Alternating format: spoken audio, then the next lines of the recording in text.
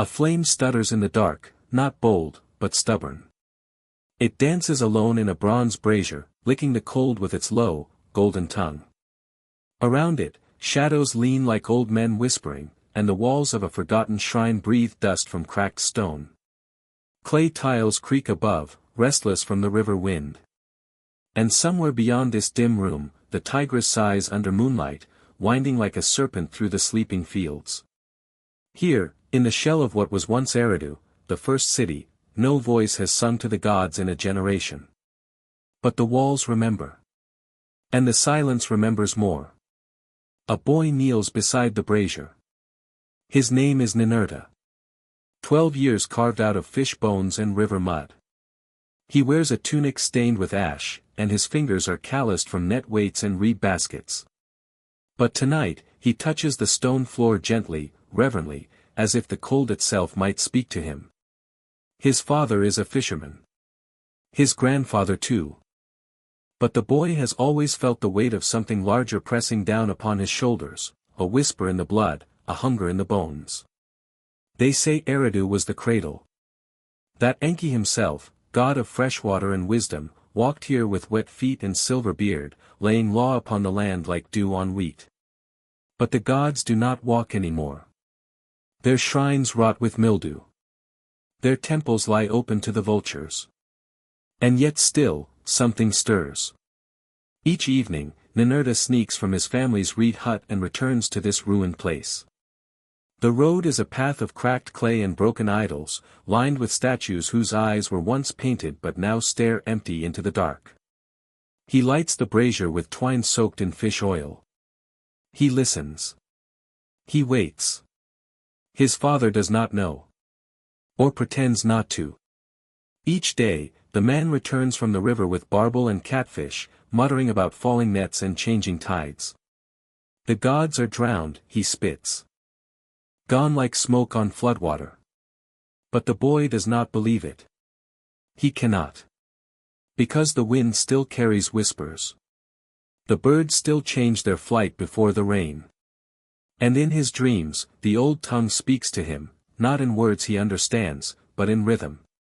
In wait. Tonight, the flame flutters low, then catches. And with it, memory ignites. He imagines the temple whole again. Pillars painted in lapis and cinnabar. Scribes hunched over wet clay, their styluses tapping like rain. Priests moving in circles, scattering flour, chanting to the rising sun. He hears the hum of the reed organ, the sigh of incense over fire. The laughter of a goddess clothed in moonlight. But it is only the wind. Only memory. Only dust. Still, the boy whispers. He recites what little he knows, fragments gleaned from fishermen's curses and the chantings of toothless grandmothers. He whispers the names of forgotten gods. Anu. Ninhursag. Utu. Inanna. Each name a thread, pulled through the night. And somewhere in the dark, something listens. Outside the temple, the river glows silver. Frogs call in morning. The land between the rivers, Mesopotamia, was once the heart of the world. Now it is tired. The canals are silted. The granaries are hollow. The air carries a sourness that speaks of rot, of abandonment. And yet, buried beneath Ninurta's hut is a bronze tablet. Heavy, etched with symbols worn by rain. No one knows it's there, not the boy, not the villagers, not even the old priest who limps through the market muttering of omens. But the tablet holds laws older than any living memory. Laws that once ordered a world. The weight of this forgotten code presses beneath the soil, beneath the boy's feet, like a seed waiting to bloom again. And perhaps the boy feels it. In the way his breath stills when he nears the temple. In the chill that crawls up his spine when the brazier flares too high. In the silence that greets him like an old friend. Tonight, as the flame flickers, he notices something new. A bird feather, wedged between the bricks. Pale, soft, too clean to belong here. He picks it up, turns it in his fingers. A sign? Or just a bird? But the people of the rivers knew the language of birds. Once. Ninurta tucks the feather into his tunic. And the night deepens. Behind him, the moon rises, painting the ruins in cold light. The statues of gods, broken, eyeless, throw long shadows that stretch like arms. In the distance, a dog howls. The boy stays still. A century ago, a king would have sacrificed a lamb here at midsummer. A procession would have passed through the gates, dancers with painted hands, men bearing oil and beer, veiled women singing to the heavens. Now, weeds grow through the cracks. The king is ash. But not all things die. Some go silent. Some sleep. Some wait. The flame dies low. Only embers now, glowing like eyes in the brazier's heart. The boy doesn't stir. His breath has joined the rhythm of the place, slow, reverent, as if he fears to wake what lies below. He closes his eyes. Sees water. Sees towers. Sees a city that does not yet know it is dying. Tomorrow, he will return to the river. To the nets. To his father's silence and the stink of fish. But something has shifted. He will return here again. He must. Because the flame still burns. Because the silence still speaks. And because deep in the marrow of the earth, the gods remember their names, the scent of goat fat clings to the market stones. Myrrh curls in the heat like smoke from a dying prayer. It is late in Lagash, and the sun still scorches like judgment. The air hums with the moans of wheels, the spit of roasted barley, the hiss of leather against sand-worn brick. Bells tinkle from a dancer's wrist, silver, delicate, like laughter in a tomb. Beneath every step, the dust remembers more than the people do. But not all have forgotten. A girl walks barefoot through the shadowed colonnade of the temple, her soles blackened by soot and crushed dates. Her name is Enigaldi. Her braid is tight, bound with dyed wool in the fashion of highborn temple daughters. Her robes hang loose around her growing frame, light cotton already dark with sweat at the back of the neck. She walks slowly, not out of hesitation, but reverence. Her fingertips hover across the murals flaking from the walls, fated battles, feasts, the curled horn of a sacred bull no longer seen in the valley. These are not walls to her. They are pages. The school is quiet now. Quieter each day. Outside, the city stumbles beneath a rising fear. But inside these ancient rooms, she clings to order. She lights her lamp with a slow breath and bows once to the shrine of Nabu, god of writing. Her lips do not move. She has learned that silence holds more meaning than empty words. In the next room, the old man hums. His voice is papyrus and ash, a sound so faint it barely touches the stone. He has no eyes, lost them years ago in a fire that took half the library. But still he teaches. Not from memory, but from devotion. His fingers move across the raised edges of a tablet like a priest touching relics, whispering the oldest truths, the name of every star above Shurapak, the rules of trade along the Tigris, the cycle of barley and flood, death and dance. Enigaldi sits cross-legged on the floor, her back straight, her hands folded like prayer. The tablet before her is smooth and cool. Its markings, though young, echo a language already fading. Sumerian, the breath of the gods. A tongue not spoken on the streets but clung to here, in this cloister of time. She reads aloud. Slowly. Carefully. In the year the storm struck the wheat, Enlil gave us mercy, and we built the dam. The old man nods. Good. Now again, without fear. She tries. But her voice falters. The words dry on her tongue. Outside, the bells of the market have stopped. A distant shout rises, sharp and strange, then silences. The girl's skin prickles. It is not the first time the city has stilled like this. Change is coming. It always comes with silence. The scribes speak of a people from the north, men with iron rings and strange gods. Their horses are too tall. Their eyes too pale. They do not kneel. Even the high priest speaks of omens, of a sacred tree in the courtyard that has withered without reason, its fruit shriveled to bone. The old man says nothing. He copies tablets still. Even as the scrolls mold in the corners. Even as the apprentices vanish one by one. But Enigaldi stays. Not from hope. From duty. From something deeper. At night, she walks alone in the temple corridors, candle in hand. Shadows slide across the walls like drowned hands. She traces her fingers along the names of kings no longer remembered. She whispers their titles, not to summon power, but to resist forgetting. One evening, when the rain does not come and the heat is thick as wool, she finds a crack in the floor near the foundation stones.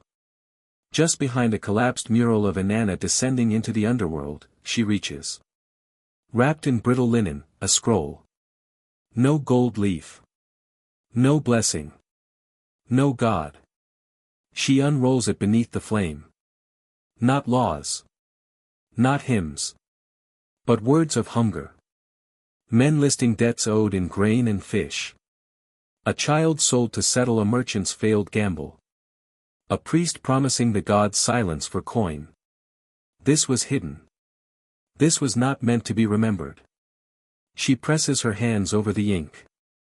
As if to smother it. As if to unwrite it. She buries it in the sand of the courtyard, beneath the feet of the blind lion statue. She whispers nothing over it. No spell. No rite. Because not everything deserves to be preserved. The next day, the stars are hidden behind smoke. A caravan of oxen limps past the temple gate. The drivers bear no trade goods. Only children, wrapped in silence. The scribes say nothing. The merchants look away. Enigaldi does not. She lights the oil lamp again that evening. The wick sputters, drowning in its own weight. She writes by failing light, pressing each symbol deep into the clay, hard enough to crack it. This is not for worship. This is for memory. For the truth of this moment, that even when gods are silent, the words of the living must not be. Her fingers bleed from the stylus. She does not stop. Later that night, she brings the tablet to the archive chamber. Only one shelf remains unburned. She sets the new clay among the ruins of the old.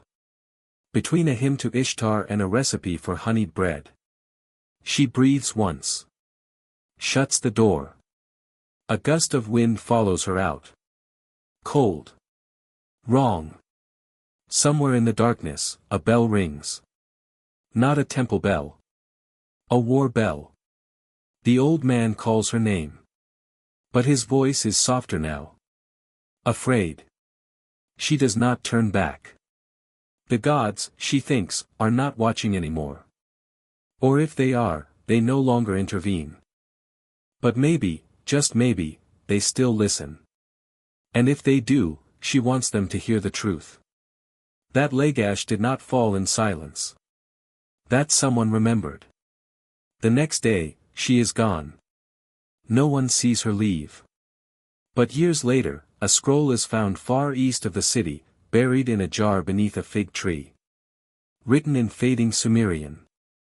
It speaks not of gods or kings, but of hunger, of a girl, of a school where language was worshipped.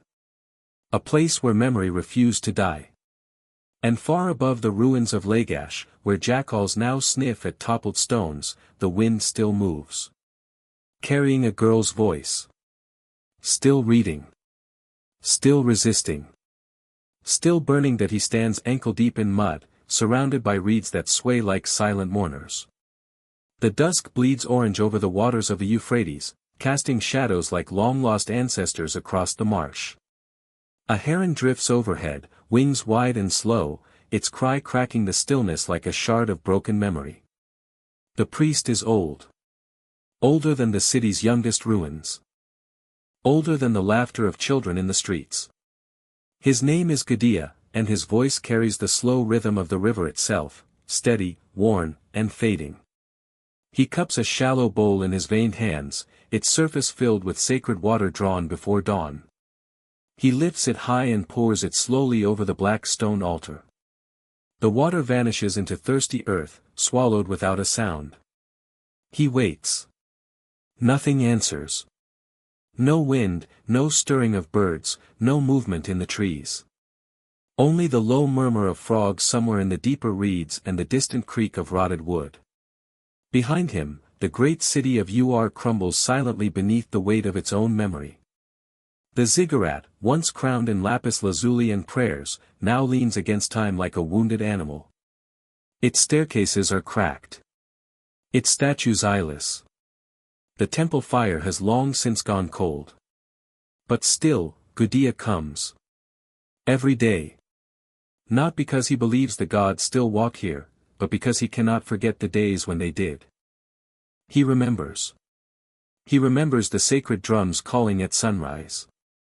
The scent of fresh bread and frankincense rising through the courtyards. He remembers the queen, veiled in silk, her bare feet painted with crushed pomegranate, dancing for Inanna under a sky thick with stars. He remembers the night the omens turned. The winds came first.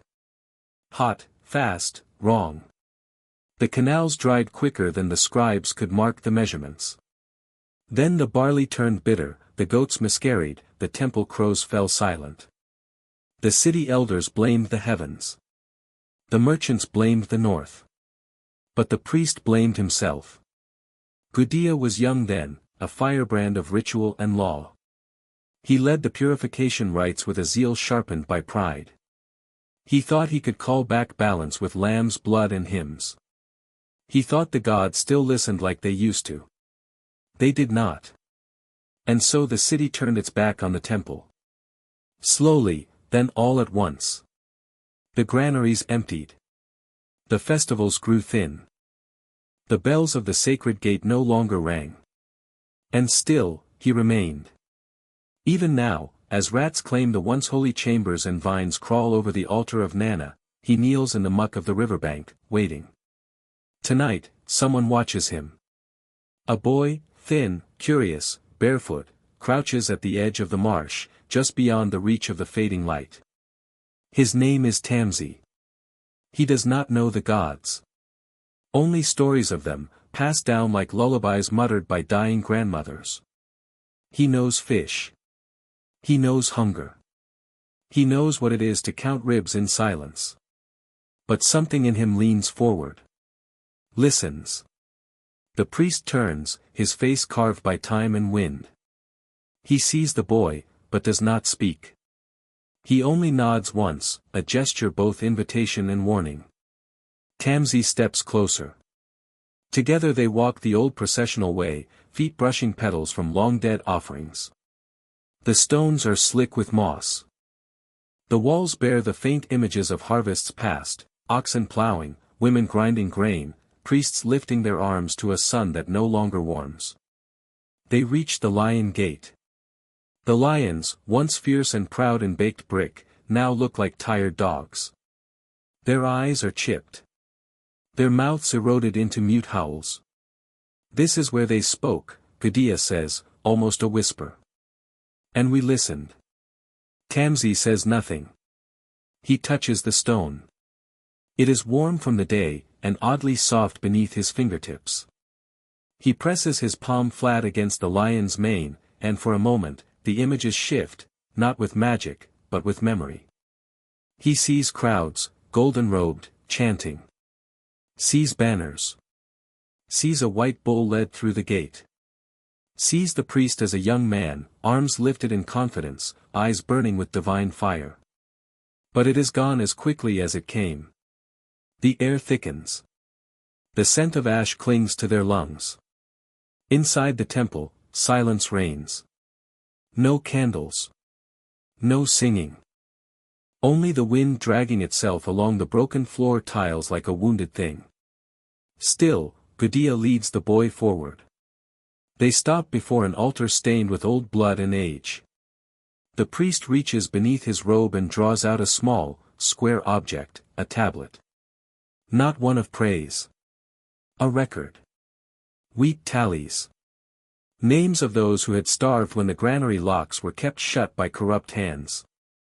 A note in the margin, too faint to read, curses the scribes. Or perhaps the gods. He places it on the altar. Not all prayers are meant for the divine, he says. Some are meant for the future. Tamsi stares. He does not know how to read. But he understands.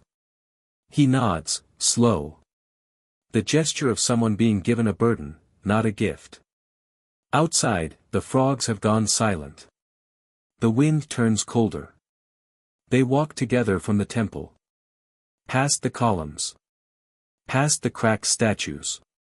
Past the lion gate and its hollow eyes. In the distance, drums begin. Not temple drums. War drums. The north moves again. Cities fall like rotted trees. No messengers have come from Uruk in weeks. The merchants speak in whispers. But here, in the ruin, a priest places a hand on a boy's shoulder. And something ancient passes between them, not words, not doctrine, but memory. A trust. A charge. To remember when others forget. To return, when others flee. They stop at the edge of the marsh. The river glistens black and slow. The heron returns, circling once before vanishing behind reeds. The priest begins to hum again, low, broken, the ghost of a hymn once sung in unison by 1,000 voices. Tamsi listens. Then, without a word, he turns. Walks into the reeds. The priest watches. The wind lifts the hem of his robe. The stars blink slowly into the sky. Behind him, the temple leans further. A structure too proud to fall, too hollow to stand. But somewhere, the gods may still be listening. And somewhere else, a child now carries the sound of memory forward into the dark. The fires had not burned for weeks. Only embers now, buried beneath cracked stones and forgotten prayers. Uruk, once draped in banners and the laughter of festivals, now breathed like a dying beast. Slow. Ragged. The streets were empty of color. The wells tasted of dust. A dog limped through the temple courtyard, its ribs like fingers straining through skin. A child watched it from the doorway, silent, unmoving, eyes wide with hunger that had grown past pain and into memory. But deeper in the temple, where the air still clung to incense and centuries-old dust, the last priestess of Inanna whispered her final hymn. She spoke not to the gods, but to herself. Her name was Ninshubur. And her voice was the last thread holding Uruk to its forgotten golden age. She was once draped in fine linen, her hair twisted like rivers down her back, her hands clean and held by kings. Now, her robe hung in tatters, soaked from the leaky roof above the sanctuary. Her fingers were blistered from cold stone and ink. She had not eaten in 2 days. But she still sang. Inanna, flame of the east, you who walk in blood and moonlight, open your ears to this silence. Only silence answered. The temple had grown cold. Not from season, but from abandonment. The offerings had stopped. The scribes had fled. Even the rats now crept warily, as if fearing to disturb the ghosts. She turned to the inner chamber, where once the goddess had been adorned in gold, lapis, and the breath of incense. Now, the statue leaned. One arm broken. The face scorched. The eyes hollow. Still, Ninshubur bowed. Outside, wind dragged ash through the city streets. She remembered the last king. He was young. Too young. Crowned in haste. Carried like a lamb into a throne too large for his bones. His name was Lugos, son of grain, voice of the south. He had come with promises of fire and law. Of reclaiming Sumer's lost voice. But dreams rot quickly in the mouths of kings. The walls were not ready. The soldiers were not loyal. And the enemy came like thunder wrapped in discipline. Akkad. Led by a man who claimed no royal blood, only the favor of the goddess herself. Sargon. Ninshubur had heard his name whispered long before the armies arrived. First by traders. Then by priests. Then by the winds that curled through the ziggurat halls. They said he had once drawn water for a temple. They said he was born in secret and cast into a river. They said the gods had taken pity. But gods rarely grant pity without a price. And Sargon paid it in cities. One by one, the southern capitals fell, Kish, Nippur, Ummah. Each swallowed by a tide not of barbarians, but of order. Steel-tipped and sun-darkened, the Akkadian soldiers moved like one body. Silent. Precise. Unrelenting. When they reached Uruk, the gates did not scream. They opened. And the goddess Inanna, she who walks between love and war, did not resist. She welcomed him. Or so they said. The priests of Akkad entered the temple with scrolls, not torches. They offered unification, not ruin. They declared the high gods would be one pantheon now, and Sargon, chosen by Inanna, would carry that word to all corners of the land. But in the dark places of the temple, Ninshubur wept. Because she knew the cost of unification. Language. Memory. Autonomy. The old hymns would be rewritten. The names of her ancestors redrawn in a new script.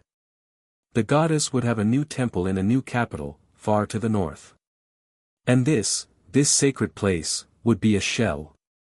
She had one task left. Beneath the altar, hidden under stone, lay a clay jar. She unsealed it with trembling hands. Inside, tightly wrapped in waxed cloth, were the original hymns of Inanna. Carved when the world was still new. When God still walked among mud-brick streets and cattle moaned in the fields at dawn. She pressed them to her chest. And ran. Through the ruined alleyways. Past walls that had once echoed with music. Past murals now faded into bone-colored dust. She ran not to flee. But to carry. Memory is a fragile torch, and even gods vanish when their names are no longer spoken. The north gate had collapsed in the siege. But beyond it lay marshes and winding canals, places even conquerors did not care to search. She found a skiff. Half-rotted. But it floated. She placed the hymns in a sealed reed basket. Pushed off into the reeds. Her breath came shallow. Her eyes scanned the horizon for sails or soldiers or death. But all was quiet. Even the stars above seemed unfamiliar now, as though they too had chosen new names. She did not know where she would go. Only that someone must remember. In the north, Sargon declared himself king of the four quarters. His scribes rewrote lineage. His banners replaced the stars. But in the marshes, one woman drifted silently through fog. And beneath her robes, the voice of a goddess still lived. A hymn survived. The water slapped against the sides of the boat. The bullfrogs groaned in the distance. Somewhere, a child cried. Somewhere else, a fire was lit. The empires would rise and fall again. The cities would crumble and be rebuilt. But for now, just now, one thread remained unbroken. A name, whispered to the river, Inanna. The priestess closed her eyes. And the boat drifted on. The river turned black under the moon. Its surface shimmered not with reflection, but with memory. Somewhere upstream, a priestess had vanished into the reeds, cradling the last breath of an ancient goddess. But further down the Tigris, the future was being forged in bronze and blood. On the shores of Akkad, fires danced like restless spirits. And in the center of it all, atop a throne not of gold, but of power, sat a man born without crown, who now claimed the heavens. Sargon. He no longer drew water for temples. He no longer waited for omens. He was the omen. The king of the four quarters. The shepherd of empires. And yet, his eyes were always on the horizon. Because Sargon knew, what is built by force can only be held by fire. The walls of Akkad rose swift and severe. No temples bloomed with lilies. No music lingered in its alleys. Here, everything was angled toward function. Toward control. His scribes worked day and night, carving edicts into stone. His soldiers drilled in perfect rows, as if choreographed by war itself. His daughters, raised not for marriage, but for strategy, were placed in temples across the land, binding city to city with silk and blood. The empire was not just a territory. It was a rhythm. A discipline. And for a time, it held. The conquered cities paid their grain. The gods of Sumer were folded into the Akkadian tongue. Trade flowed like lifeblood from the mountains to the gulf. But power has no seasons. It does not rest. And beneath the surface, the soil still remembered older roots. Whispers began in the south. They said the river no longer brought the floods as it once had. They said the gods had turned their faces away. They said a man could not be both king and high priest, Sargon had usurped the divine order. And worse, they whispered it not in secret, but in public, in temples, in markets. Sargon heard. He struck back as only kings do, ruthless, swift, and merciless. He razed cities. Salted fields. He took priests from their sanctuaries and made examples of them in the squares. And still, the whispers grew. Because fear breeds silence. And silence becomes space. And space becomes resistance. Then came the northern tribes. They moved like wolves through the Zagros hills, nimble, unknown, unafraid. They struck supply lines. Burned outposts. Vanished into valleys. These were not kings. Not scribes. Not civilized. But they were hungry. And hunger is older than law. Sargon, now aging, rode out once more, his banner still firm, his eyes still fire. But even fire dims with time. In his final campaigns, they say his voice grew quieter. That he sat alone in his tent, staring at the map by lamplight, whispering the names of cities long reduced to ash. He died with his boots on. No tomb. No final hymn. Just dust and the river. His sons took the throne. And then his grandsons. But the foundation had begun to crack. The further an empire stretches, the thinner its soul becomes. In the south, cities once proud, Ur, Lagash, Eridu, began to stir. Their old gods returned in dreams. Their elders gathered in shadows. And one name began to rise like steam from the marshes. Urukagina. He had no army. No claim to empire. But he had something older, law. Not the law of kings, but of community. Of order shaped by the people. He ruled Lagash not with a blade, but with a pen. He protected the poor from exploitation. He punished corruption among the priesthood. He limited the power of tax collectors. He wrote not in Akkadian, but in Sumerian. Not in threat, but in duty.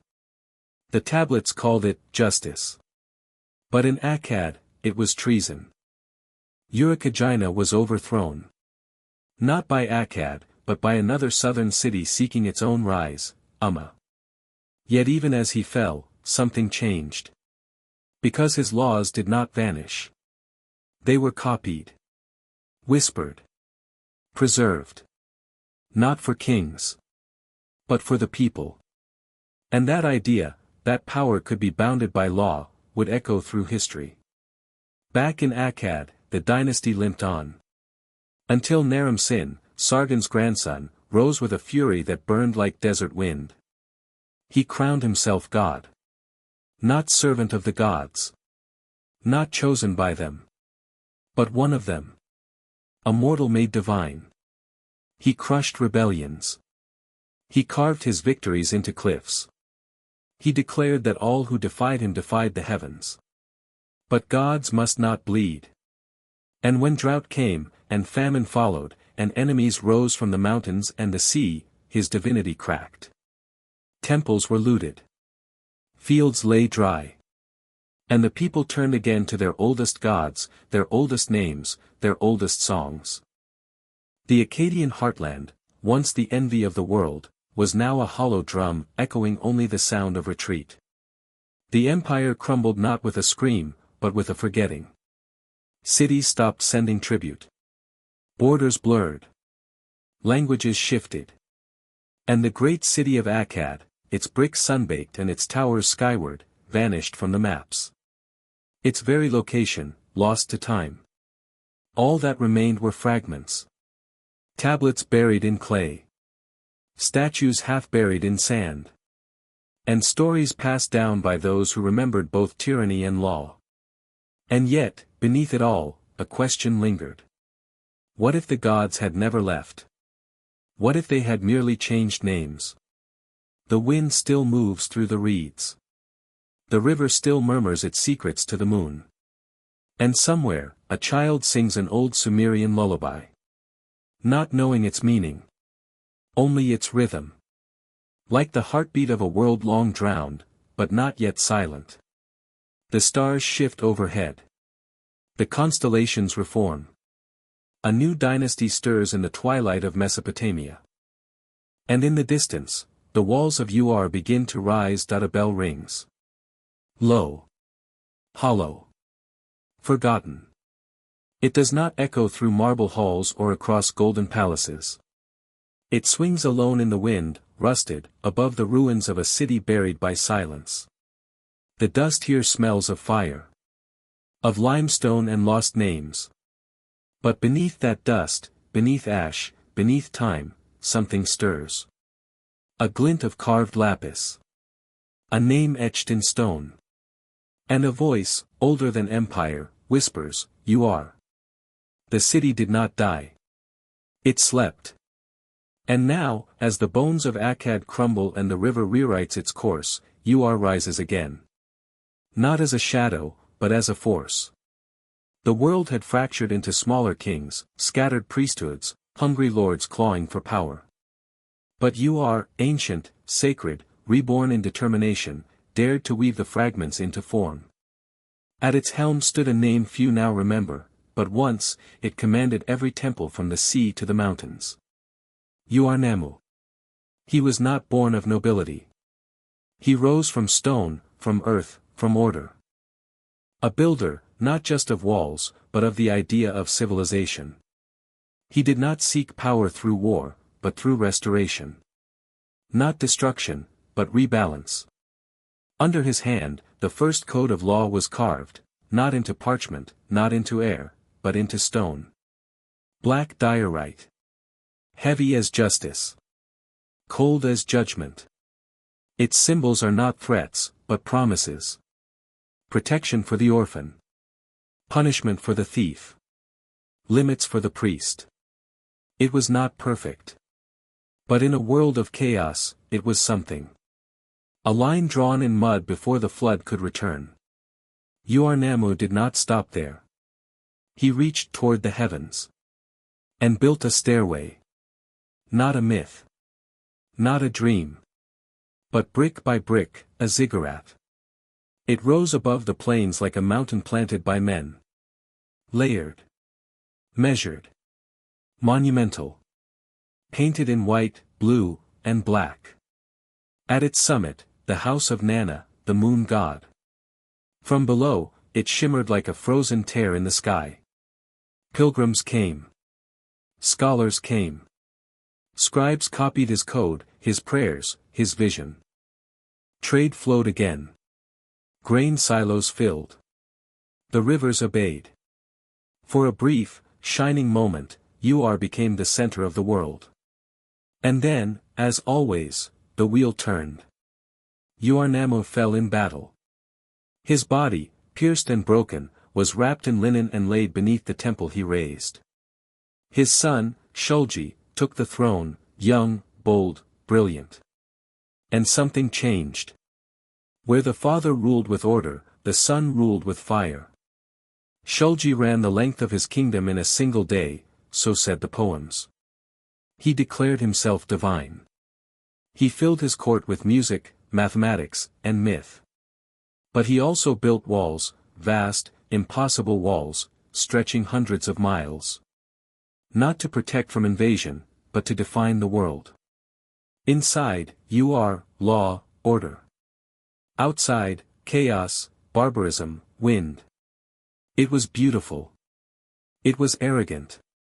And it could not last. The more they built, the more the gods seemed to retreat. Floods returned. The rivers, once charted and tamed, turned cruel. Famine crept like a thief through the fields. And from the far eastern hills, a wind began to howl. Not a metaphor. Not a whisper. A real wind, hot, bitter, and unending. The Amorites came next. Nomads with no temples, no scribes, no city gods. But they came with numbers. With horses. With hunger. And the Elamites. Their language strange. Their vengeance long. You are, the city that once rebirthed order from ruins, now stood alone, dignified, doomed. The last king, Ibisin, wrote letters not in command, but in plea. He begged for grain. He begged for men. He begged the gods to speak, even if only to curse him. But the heavens were silent. The moon god did not answer. And the gates of Uar, once proud, once polished with silver, were kicked open by boots caked in foreign clay. The ziggurat burned. The statues fell. And the women of Uar sang the last lament of Sumer in voices too tired to scream. Yet somewhere, amid the smoke and ruin, a scribe hid a tablet. He wrapped it in oilcloth. Buried it beneath a kiln. And etched on its back one final prayer, may whoever finds this remember, we once had laws. The night closed in. The wind did not stop. And the stars above Uar blinked out, one by one, as if ashamed. But history is not a straight line. And even as Uar was consumed, its laws, its language, its legacy, were not. The Amorites who burned it would later build with its bricks. They would take its gods, its stories, its memory, bend them, rename them, and carry them westward. One day, a boy named Hammurabi would rule from Babylon with a code far longer, but not much wiser, than Uar-Nammu's. He would stand on the bones of Uar and think himself the first. But the stones remember. They remember the bell. The law. The ziggurat that reached for a moon god who once seemed so near. And now, as we step away from the ruins of Sumer's last breath, we see new fires on the horizon. Not flickering in reverence, but blazing in ambition. Not prayers, but conquest. Babylon rises. And with it, the illusion that history begins again. But beneath every brick, the dust of Uar remains.